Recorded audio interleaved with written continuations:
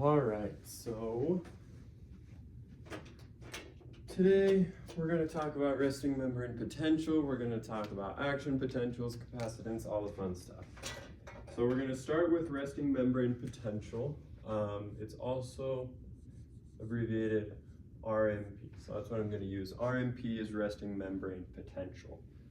So how we get to resting membrane potential, I'm just going to draw the inside of a cell. And resting membrane potential refers to the difference of charge across a cell membrane. So basically, the charge of the inside compared to the outside. We're always going to be looking from the inside, how does it compare to the outside? So there are a few things that we need to know that go into establishing the resting membrane potential. So we have the NAK pump that we talked about last week. And that pumps 3 sodium out and 2 potassium in. So 3 Na out and 2 Na in. And so we also know from last week that we have a large amount of sodium outside of the cell compared to a small amount inside of the cell. Again, concentration gradient higher outside and inside, so it wants to flow in. But on the inside of the cell, we have a high concentration of potassium, and we have a low concentration of potassium outside of the cell. We also have what are called potassium leak channels. So these are just channels that are always open that just leak potassium out of the cell. So inside of the cell, we also have some negative charged proteins. So just negative. And all of this contributes to creating our resting membrane potential. So as we pump 3 sodiums out and 2 sodiums in, not only are we creating a concentration gradient of sodium outside, but we're also creating a concentration gradient of potassium. And so the potassium is actually going to want to flow out. So these leak channels are going to leak potassium out. And they're leaking a lot of potassium out. And so we're also taking some sodium out. So our inside of our cell is getting a little more negative. And so the inside of the cell is actually going to keep getting negative until we start reaching a lot of negatives on the inside. And so right now we were just moving with our concentration gradient. Now we are establishing what's called an electrical gradient. So now we have some more potassium channels, but they're not going with our concentration gradient. They're actually attracted to these negative signs, or these negative particles that are getting left behind inside the cell. So they're going to go through a leak channel into the cell. And so all of this occurs until we reach like the equilibrium, the electrical chemical gradient, where the concentration gradient, the chemical gradient, and the electrical gradient are at kind of like a standstill, where they're kind of in equilibrium. And that is around negative 70 millivolts. And that is our resting membrane potential. Basically just the amount of charge on the inside compared to the outside is negative 70 millivolts. And so that is just pretty much how we get our resting membrane potential. Some factors that can go into this are the permeability of ions.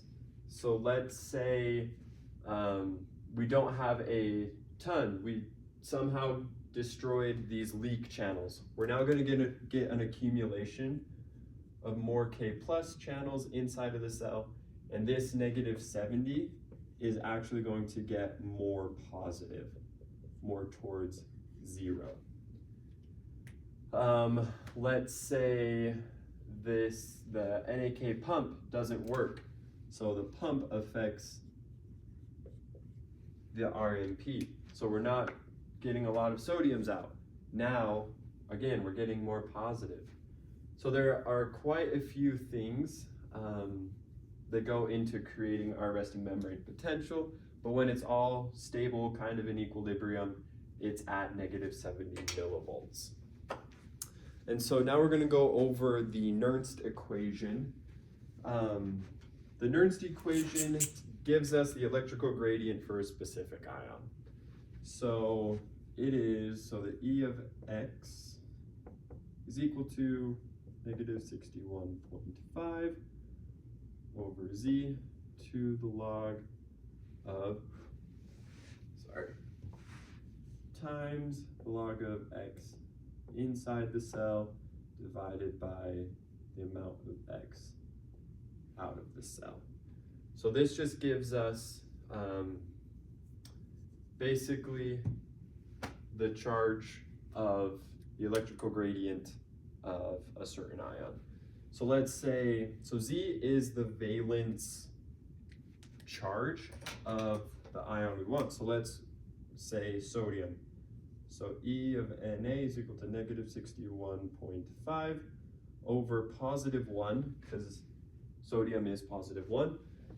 And let's say we have 10 sodiums inside of the cell, and we have 140 outside of the cell, because that's our gradient. We have a lot more outside than we do inside. So we solve for that. I kind of already solved it earlier, but it's about 71. We'll just do that. So it's about 71 millivolts, and that's the electrical gradient of the sodium through the Nernst equation. Now we're going to talk about driving force, which is how badly the ion wants to move through across the membrane. So driving force is calculated using the Nernst equation, using the solution of the Nernst equation, the electrical gradient of an ion. So we're going to take the voltage of the membrane and we're going to subtract it from the electrical gradient of an ion. So voltage of the membrane we know is, -70 millivolts. So we're going to take -70 and we're going to subtract 71, and that equals about -141 millivolts. And that is our driving force of sodium. It is easy to understand conceptually. Negative means it wants to go into the cell, and 141 is a high number, so it has a very high driving force. It's not permeable in the resting, when the cell is in rest, when nothing's happening, sodium can't go through the membrane. And so with this concentration gradient getting higher and not really getting any lower and not being able to go through, our driving force is very high, so that if we were to open a sodium channel, sodium would flood into the cell very quickly. And so that is the driving force. Is just how badly does an ion want to move across. In the case of sodium, very high. And so yeah, that's RMP, that's the Nernst equation to get the electrical gradient of a certain ion. Driving force is how badly an ion wants to move. Yeah, so that's that. We're gonna move on to action potential. I'm gonna move the camera. Just point it that way. All right. So now we're going to talk about action potentials. And this is important because action potentials are the signals that get sent. They pretty much tell us to contract our muscles or extend or breathe, do all of this stuff. And so they're very important. I'll draw a graph to represent this, and I'll explain it as we go. So -70.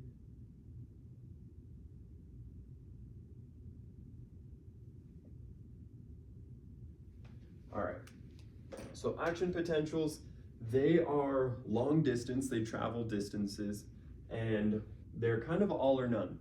So if an action potential is reached, it's going to happen all of it at once, and it's not going to stop. And so, again, to draw a cell, how this happens, we're going to abbreviate it AP, action potential. So to draw another cell, so now we have all of those factors that we have in here. We have the pump, we have the leak channels. So we're just going to assume they're all here. Leak channels, the pump. But now we get to voltage gated channels. So sodium voltage gated channels and potassium gated voltage channels. So these channels are obviously voltage gated. So that's my sodium channel and then my potassium channel. On the sodium channel, we have a little tail right here. This is an inactivation gate. And the lid of the sodium channel is an activation gate.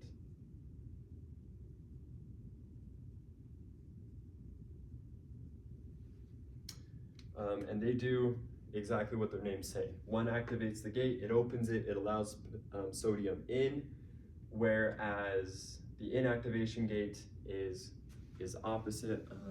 Reach 1030, check. Okay. The inactivation gate inactivates the cell, sodium can't get in anymore. With the potassium voltage gated channel, it doesn't have any gates, it opens or closes, but when we get an action potential, it is delayed. It's slower than the NAV, sodium voltage. The NAV, it's delayed, it's slower, so it opens slower and closes slower.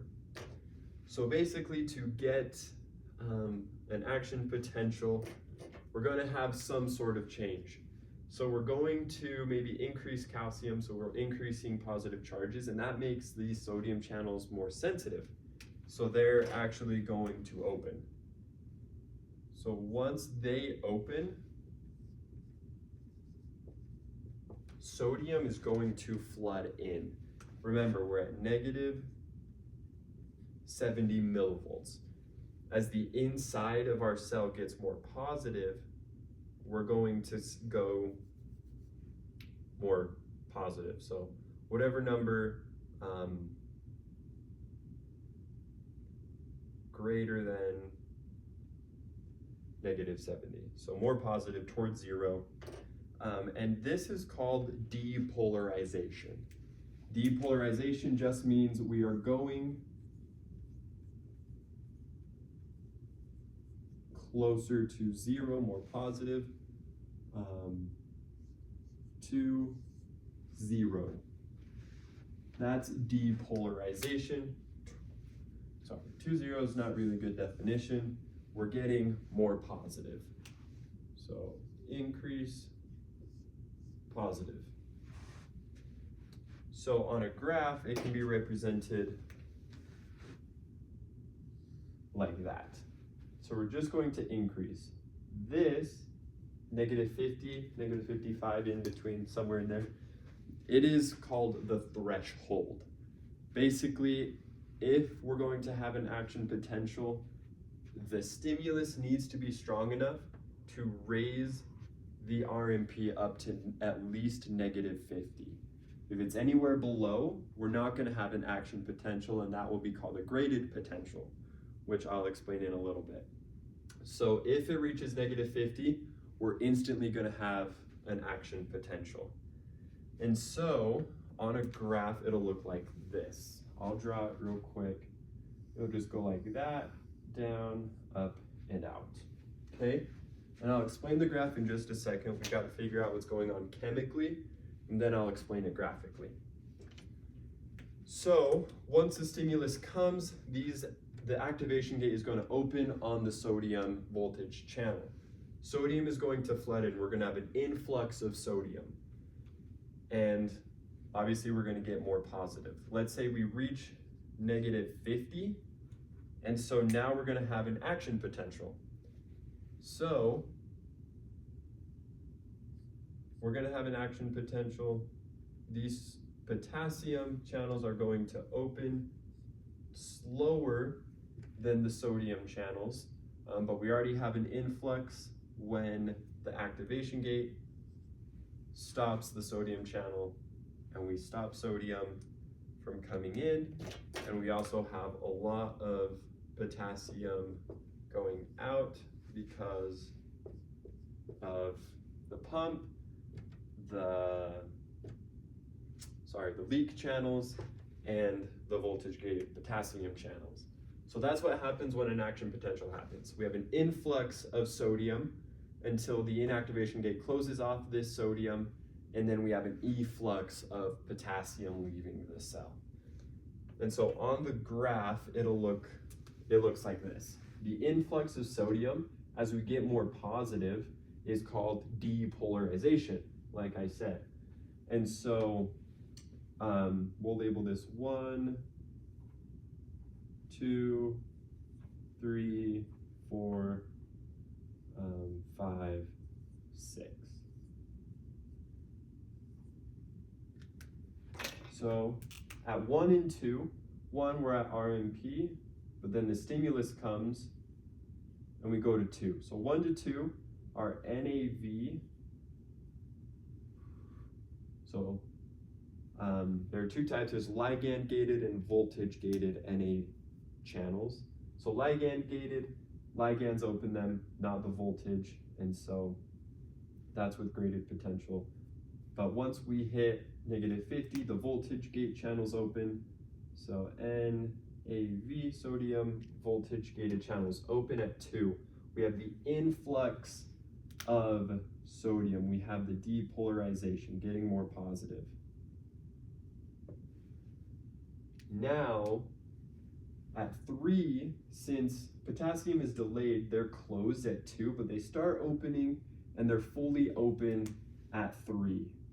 So the KV, voltage gated potassium channels, are open. At the top of this, they're fully open when the NAV inactivation gate closes off the NAV channels. So now that the NAV channels, we're not getting any sodium into the cell and we're only losing positive ions.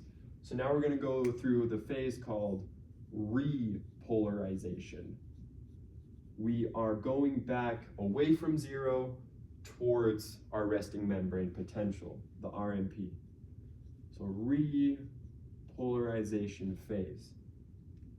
And so at 4, these potassium channels, they start to close. But because they're slower in closing, we're actually gonna lose an excess amount of K+ from inside the cell. So the inside of the cell is gonna become more negative, say maybe -80 millivolts down here. But now at 5, they're fully closed. And so we can reestablish through the pump and the leak channels this chemical, the electrochemical gradient, the concentration gradient and the electrical gradient. And that brings us back up to RMP. And that's an action potential.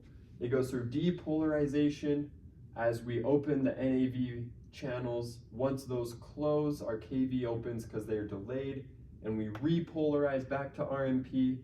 But because our KV channels are slower, they release too much potassium, and now once they finally all close, our pump and our leak channels reestablish our RMP. So that's an action potential in a nutshell. We also need to talk about what's called refractory periods. Refractory periods are just periods of time where an action potential either can't happen again, or you need a stronger stimulus to be able to start an action potential again. So refractory periods, there's two types. So absolute refractory periods. So absolute RP, and then relative refractory periods. So absolute refractory periods is when an action potential can't fire again. A neuron can't fire again because these sodium channels need time to reset. Because of this inactivation gate going up into the channel to shut it, we need time for that channel to reset. So we need time for the inactivation gate to come back out, and we need time for the activation gate to close again to fully reset that channel. And so during this time when all of these channels are inactive, because of the inactivation gate, they're not reset, they're just inactive. This is the absolute. So no action potential again until they have all reset. But the relative refractory period can actually fire an action potential again right after. So it can fire again, but here's the but. It needs a stronger stimulus. And this is because during this relative refractory period, let's say we have 2 NAV channels, okay? So right here we have 2. One of them is open. One of them has already reset and could fire again, but because there's only one, it would need a lot stronger stimulus to activate it and put more sodium in to be able to get back to an action potential. Whereas only one is open out of the 2, so it can fire again, but it just needs a stronger stimulus than the original one. Whereas the absolute refractory period, there is no action potential again until they've reset and we can do it again. So that's action potential. Basically depolarization, super fast rapid influx of sodium, and then we have a repolarization, which is a rapid efflux of potassium. Hyperpolarization we actually drop below because potassium channels are slow, and RMP is when we get back to it. So now we need to compare action potentials and gradients. Basically, I'm gonna draw a neuron, not an artist. So please bear with me.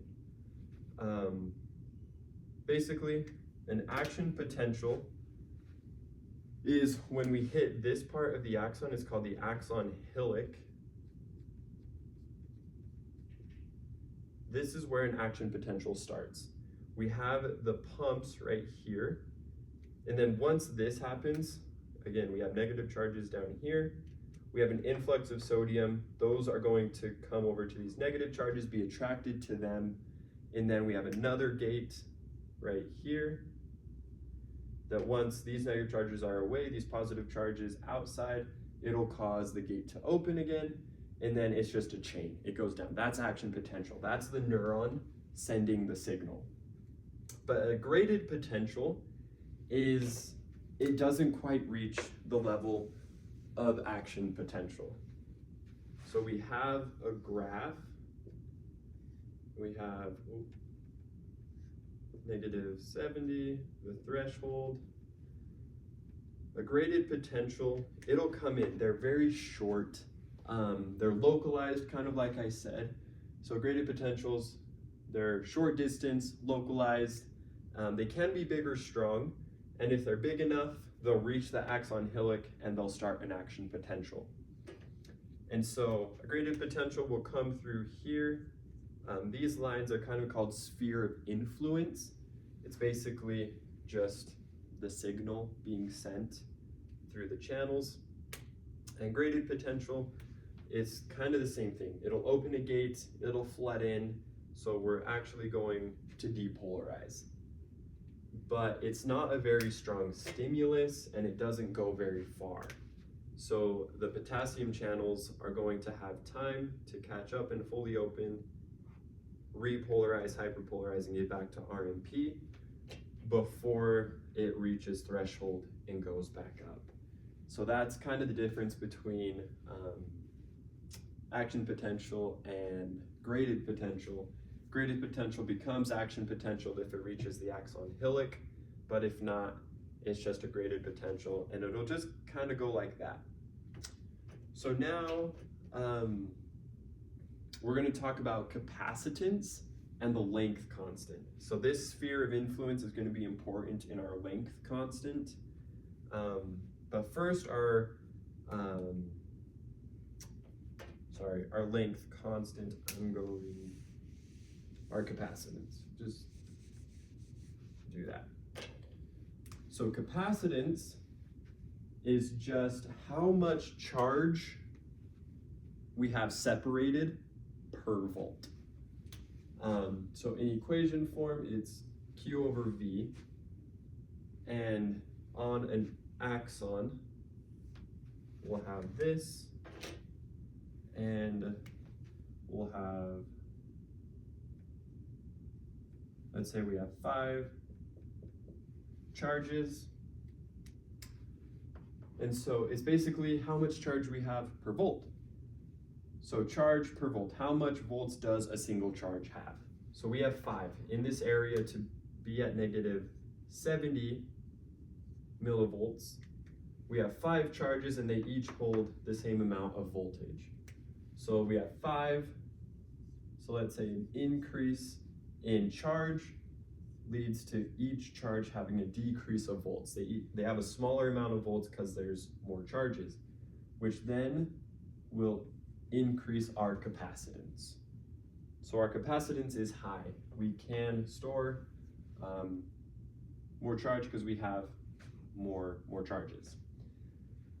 Now, this is kind of where it gets a little different. So let's say we have myelin. I'll explain myelin in a second. But we have some myelin right here, and we have a channel right next to it going out. Since myelin is a little bigger, it's hard to push the same amount of charges up onto it. And so we're actually going to have less charges up here, but they still have to maintain that negative 70 millivolts. And so our capacitance in this scenario is actually going to decrease. Because as we decrease the amount of charges we have, our voltage is going to increase per charge, which will then decrease our capacitance. And so, yeah, that's capacitance. It's just the ratio of the amount of separated charges. So negative 70 in this section will have a lower capacitance to the negative 70 in this section. Because we have more charges in here, each charge has less volts, whereas here, each charge has more volts. And so we have less capacitance there. Now we're going to talk about length constant. So length constant is kind of exactly what it sounds like. It is how far this sphere of influence can go. And it's affected by a couple things called membrane resistance and internal resistance. Now, to explain this, I'm gonna actually erase the neuron for a second. Okay, so let's say we have an axon right here. And then we have another one right there. So, okay, membrane resistance is how permeable a membrane is. Basically, how permeable the charges we're going to have right there.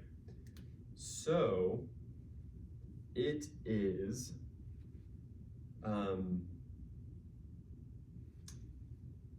permeability. So we have charges And as we increase the membrane resistance, we're also going to increase our length constant.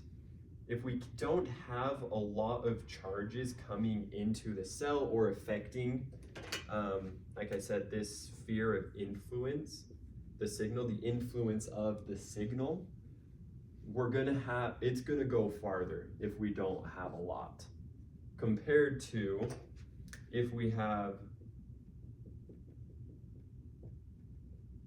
a lot of membrane resistance. Less membrane resistance, more permeability, more things can get through, move around. We're gonna decrease our length constant. It's not gonna go as far because it's gonna snuff it out. And then the other thing is internal resistance. Internal resistance, like I showed over there, we have negative charged proteins in the cell. We have things inside of the cells, or inside of the axons. So basically it's the probability of hitting these as we go along the sphere of influence, hitting these things inside of the cell and shortening the distance. So if we increase our internal resistance, we're going to decrease our length constant because they're gonna hit these things, and again, it's just gonna kind of stop it, it's inhibiting it. Another thing that affects internal resistance is the width of the axon. Because if we have a bigger one, they still have a larger chance of not hitting them, right? Whereas if we have a narrow one, they're pretty much gonna hit them. And so as we increase internal resistance, we're gonna decrease the length constant, how far the sphere of influence will reach. And if we decrease that, we're gonna increase the length constant. If we don't have a ton of things in here, we're going to have a bigger length constant. It's gonna go farther. And that's capacitance, that's length constant. But now we need to talk about myelin and how it actually affects length constant and how it affects capacitance. I kind of showed right here how it affects capacitance. So I'll just continue this one.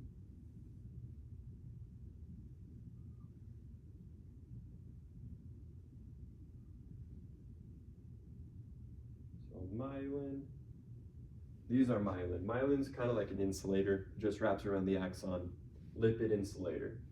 So in myelin, there are no channels. Nothing's gonna permeate through the myelin. And so its Rn is going to be very high. It's not going to let anything through. But first, I'll explain how it affects capacitance. So right here, like I said, without myelin, we have lots of charges, and so we have a high capacitance. However, myelin, like I said, these channels, there's no channels inside. So to maintain the -70 in the myelin, each of these charges has to have has a lower capacitance or a higher voltage. So myelin actually decreases the capacitance because of the amount of charges that the cell can get onto it, the separation. So we have negative,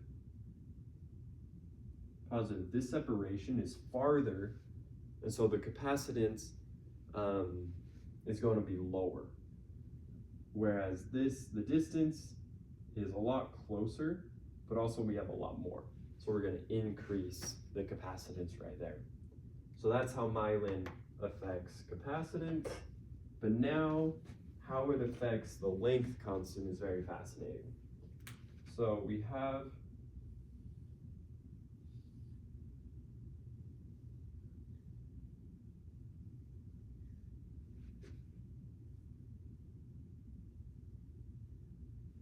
myelinated neurons.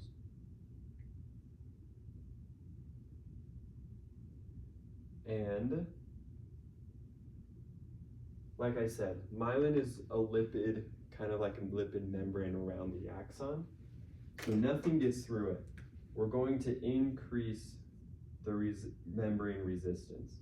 Nothing can really permeate through this. And so as we increase, like I explained, as we increase the membrane resistance, we're going to increase our length constant.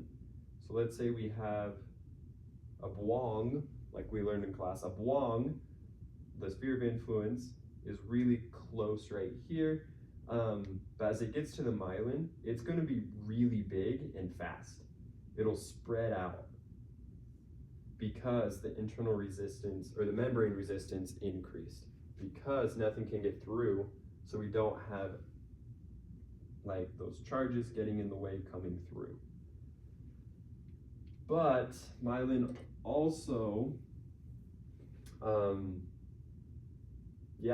it also can decrease the internal resistance, more space for the sphere of influence to go.